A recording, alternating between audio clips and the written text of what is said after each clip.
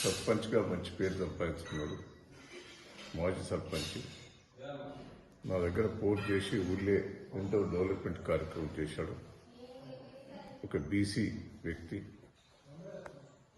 అతనికి గతంలో ప్రయత్నం చేస్తే పోలీసులు చెప్పి నేనే హత్యా ప్రయత్నం చేస్తే పోలీసులను పెట్టి ఆపేయటం జరిగింది. అతని మంచి వ్యక్తి, కానీ పిల్లలు కూడా మంచిగా చదువుకున్నారు. చాలా సిన్సియర్ కార్యకర్త. అటువంటి వ్యక్తిని కాంగ్రెస్ పార్టీ గ్రామ అధ్యక్షుడు ఇంకా ముఖ్య నాయకులు కలిసి చంపడం జరిగింది. దీన్ని చాలా బాధాకరమైన విషయం.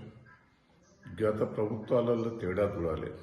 తెలుగుదేశం ప్రభుత్వం ఉన్నప్పుడు కానీ కాంగ్రెస్ ప్రభుత్వం వచ్చిన తర్వాత ఎట్లని హత్యలు జరిగినాయి. మళ్ళీ టీఆర్ఎస్ వచ్చిన తర్వాత ఒక్క హత్య కూడా జరగలేదు పాలకుర్తి నియోజకవర్గంలో.